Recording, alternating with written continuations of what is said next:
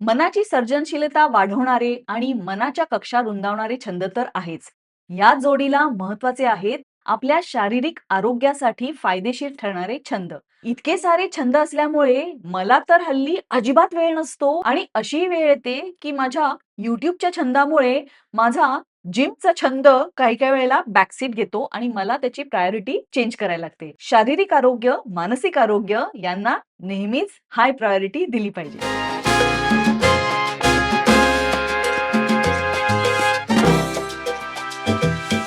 नमस्कार, मी श्वेता पुरंदरे. माझ्या या YouTube चॅनलवर तुमचं खूप खूप स्वागत आहे. माझा व्हिडिओ जर पहिल्यांदा पाहत असाल तर चॅनलला सबस्क्राईब करायला विसरू नका आणि माझा येणारा व्हिडिओ मिस करू नका. हा छंद जीवाला लावी पिसे. चला सुरू करूया आजचा व्हिडिओ. माझा आजचा व्हिडिओ आहे छंद या विषयावर आणि या छंदांना पर्याय नाही. अगदी रेग्युलरली याच्यातले काही छंद तुम्ही जोपासले पाहिजेत.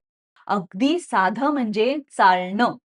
वॉकिंगकडे सुद्धा तुम्ही एक छंद म्हणून बघा, एक्सरसाइज म्हणून अजिबात बघू नका. चालणं किंवा वॉक्स ही एक एन्जॉयबल प्रोसेस बनवा. एखाद्या छंदामध्ये जेव्हा आपण पैसे घालतो, इन्व्हेस्ट करतो, तेव्हा आपण तो छंद काही महिने तरी नक्कीच नेटाने चालवतो. हो की नाही? तुम्हाला अनुभव असेलच, नवीन वर्षाच्या सुरुवातीला सगळेच जिमची मेंबरशिप घेतात आणि मेंबरशिपसाठी पैसे घातल्यावर पैसे वसूल करायला जिममध्ये जायलाच लागतं. त्यामुळे रोजचे वॉक रोजच्या रोज व्हावे असे तुम्हाला वाटत असेल, तर वॉकिंग गिअरमध्ये नक्की इन्व्हेस्ट करा. छानपैकी कम्फर्टेबल वॉकिंग शूज विकत घ्या. लिंक मी देतेच आहे. स्मार्ट टी शर्ट घ्या, कम्फर्टेबल ट्रॅक पॅन्ट घ्या आणि वॉकिंगला सुरुवात करा. ज्यांना आवड असेल आणि शारीरिकदृष्ट्या शक्य असेल, त्यांनी झुंबा क्लासेस जरूर जॉइन करावेत किंवा बॉलिवूड डान्सिंगच्या थ्रू एक्सरसाइजचे पण क्लासेस खूप पॉप्युलर आहेत. त्यामुळे ज्यांना डान्स करायची आवड तर आहे, भरतनाट्यम, कथकली जरी येत नसेल, त्यांच्यासाठी बॉलिवूड डान्सिंग हा छंद आरोग्याच्या दृष्टीने सुद्धा चांगला आहे. कारण झुंबा म्हणा किंवा बॉलिवूड डान्सिंग म्हणा,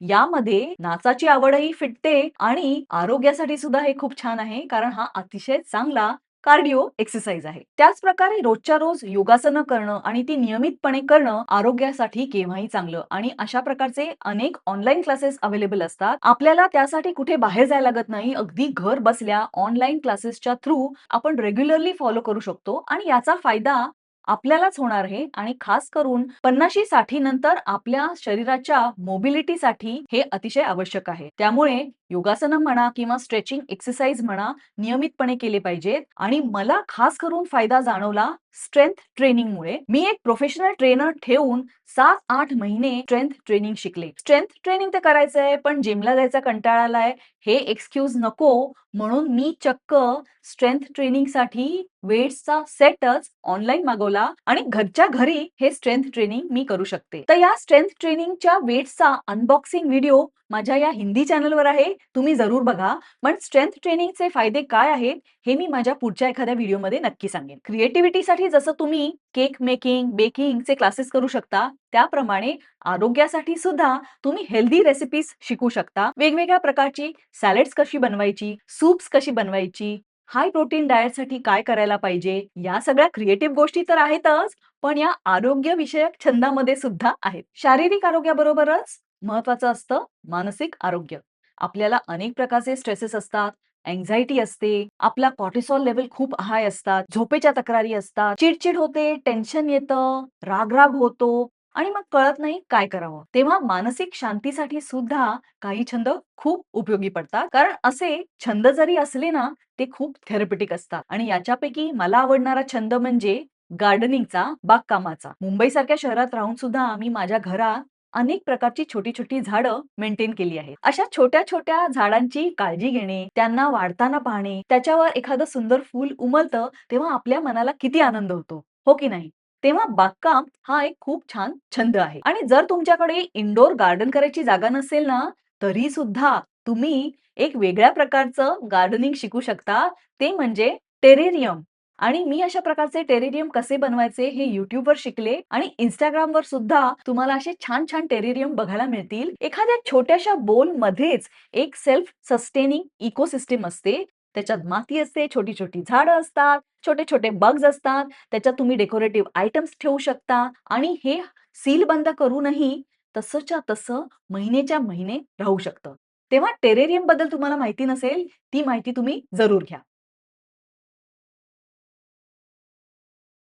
मानसिक आरोग्यामध्ये महत्वाचा वाटा आपल्या पाळीव प्राण्यांचा सुद्धा असतो बरं का. तेव्हा ज्यांना पेट्सची आवड आहे ते माझ्याशी नक्की सहमत होतील की घरात पेट्स असणं मानसिक आरोग्यासाठी किती छान असतं. माझ्याकडे गेली 8-9 वर्ष 2 डॉगीज आहेत, मिश्का आणि कोको, आणि त्यांनी आमच्या आयुष्यात इतका आनंद आणला आहे. कोविडची वर्ष कशी गेली आम्हाला कळलं नाही, कारण हे 2 छोटे इटकुले-पिटकुले जीव आम्हाला इतका लळा लावतात आणि ह्याचा आमच्या मानसिक आरोग्याला किती फायदा होतो हे आम्हाला कोविडच्या दरम्यान नक्कीच जाणवलं. या 2 डॉगीज बरोबर माझ्याकडे 3 फिश टँक सुद्धा आहेत आणि त्याच्यात छोटे-छोटे रंगीबेरंगी मासे आहेत, ज्यांची काळजी घेणं मला खूप आवडतं. तेव्हा 2 कुत्रे, 3 फिश टँक आणि जवळ-जवळ 100 झाडं मला अतिशय बिझी ठेवतात आणि माझं मानसिक आरोग्य अगदी छान राहतं. तुमच्यापैकी कोणाकोणाकडे पेट्स आहेत? मला कमेंट्समध्ये नक्की कळवा त्यांची नावं आणि त्यांच्याबद्दलचे अनुभव. दर काही महिन्यांनी निसर्ग पर्यटनाला जाणं, बर्ड वॉचिंगला जाणं, साईट सीइंग करणं हे पण छंद आहेत. हे छंद सुद्धा आपल्या मानसिक आरोग्यात मदत करतात. आपल्या दैनंदिन रुटीन जीवनात आपण अगदी बोर झालेलो असतो आणि आपल्याला काहीतरी बदल हवा असतो आणि अशा प्रकारचं निसर्ग पर्यटन करणं, साईट सीइंगला जाणं असे छंद आपल्याला मानसिकरित्या फ्रेश ठेवतात आणि त्याचा इफेक्ट अनेक आठवडे म्हणा, अनेक महिने टिकतो. मानसिक आरोग्यासाठी जप करणं, meditation, Vipassana, art of living किंवा अगदी भजन क्लासेस, सत्संग हे किती महत्वाचं आहे, हे काय मी वेगळं सांगायला पाहिजे? त्यामुळे तुम्हाला जर अशा प्रकारची आवड असेल, ते तुमच्या मानसिक शांतीसाठी खूपच फायदेशीर आहे. आणि जर तुम्हाला पर्यटनाची आवडही असेल, तर तुम्ही ठरवू शकता, तर आपल्या महाराष्ट्रातच इतकी मंदिरं आहेत, तुम्ही दर 3-4 महिन्यांनी एखाद्या मंदिराला भेट देऊ शकता. तरुणपणी वयाच्या 30शी, 40शीत, 50शीत आपला जनसंपर्क आपोआप होत राहतो. आपलं फ्रेंड सर्कल मोठं असतं, कुटुंबात अनेक व्यक्ती असतात. आपण जर नोकरी करत असो, तर नोकरीच्या ठिकाणी सुद्धा आपल्याला अनेक लोकं भेटत असतात. पण पुढे जशी 60 जवळ येते, कुटुंबातले मेंबर्स कमी-कमी व्हायला लागतात. रिटायर झाल्यानंतर बाहेर जाणं कमी होतं आणि जनसंपर्क आपोआपच कमी व्हायला लागतो. काही लोकं हे फारसं मिस करत नाहीत आणि त्यांना त्याचा काही प्रॉब्लेम नसतो. जसं माझ्या बाबतीत सुद्धा आहे. मी एक लोनर आहे आणि मी अगदी घरी बसून माझा जीव अतिशय छानपैकी रमवू शकते. पण काही लोकांना हा जनसंपर्क अतिशय महत्वाचा असतो आणि अशा प्रकारचा जनसंपर्क न झाल्यामुळे त्यांच्या जीवाची अगदी तगमग होते, पण अपॉर्च्युनिटीजच मिळत नाही. त्यामुळे सामाजिक इंटरॅक्शनसाठी काही छंद फार महत्वाचे असतात. काही व्यक्तींना ही जाणीव असते, की त्यांच्यावर समाजाचं ऋण आहे आणि समाजासाठी काहीतरी करून त्याची थोडीफार का होईना परतफेड करणं जरुरी आहे. फुल फ्लेज जॉब जेव्हा चालू असेल, तेव्हा तर तुम्हाला उसंतच नसते. तेव्हा रिटायर झाल्यानंतर अशा व्यक्ती एन-जी-ओ साठी काम करू शकतात. ॲज अ व्हॉलंटियर काम करू शकतात आणि 60 नंतर काही तुमच्यातली ऊर्जा कमी झालेली नसते. त्यामुळे पुढची 10-15 वर्ष ॲज अ सेकंड करियर म्हणून सुद्धा तुम्ही या छंदाकडे बघू शकता. जसं इतर वृद्धांना मदत करणं, करियर काउन्सिलिंग करणं, गरजू विद्यार्थ्यांना शिकवणं. मी तर काही महिने जवळच्या सरकारी हॉस्पिटलमध्ये जाऊन तिथल्या येणाऱ्या पेशंटना चक्क फॉर्म फिल करायलाही मदत करत होते. अशाच प्रकारे मी एका ॲनिमल वेलफेअर संस्थेतही काही महिने काम केलं. अशा प्रकारचा व्हॉलंटियर वर्क जर जमणार नसेल, तर तुम्ही जनसंपर्कात राहण्यासाठी एखादा बुक क्लब जॉइन करू शकता, जर तुम्हाला वाचनाची आवड असेल. बऱ्याचशा ठिकाणी सीनियर सिटिझनसाठी मंडळं असतात आणि या मंडळात अनेक छान-छान उपक्रम राबवले जातात. जसं माझी आई 80+ आहे, पण आठवड्यातनं 1 दिवस अतिशय आवडीने आणि उत्साहाने ती त्यांच्या सीनियर सिटिझन क्लबमध्ये जाते आणि या क्लबमध्ये अतिशय छान-छान व्याख्यानं आयोजित केली जातात. मंडळातल्या व्यक्तींचे बर्थडेज सेलिब्रेट केले जातात. सण समारंभाला इथे छान प्रकारचा मेनूही असतो. त्यामुळे अशा प्रकारे जाणं हे तुमच्या सामाजिक इंटरॅक्शनसाठी अतिशय छान प्रकारचा छंद असतो. अशाच प्रकारे तुमच्या जवळपास जर भजन मंडळ असेल, सत्संग वर्ग असेल, गीता वाचनाचा क्लब असेल, तर तिथे आवर्जून जा आणि मैत्रिणींच्या किटी पार्टी सुद्धा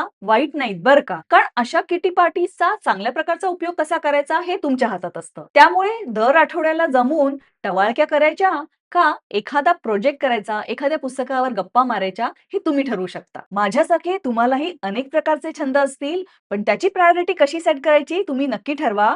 शारीरिक आरोग्य, मानसिक आरोग्य यांना नेहमीच हाय प्रायोरिटी दिली पाहिजे. तर हे होते 5 प्रकारचे छंद आणि अशा प्रत्येक प्रकारात किमान 5 छंद तरी आहेत. त्यामुळे या 25 छंदापैकी तुम्ही कुठले ऑप्शन चूज कराल मला नक्की कळवा. पुढच्या व्हिडिओमध्ये बघा माझ्या एका अशा छंदाविषयी ज्या एका छंदाचे 10 फायदे आहेत.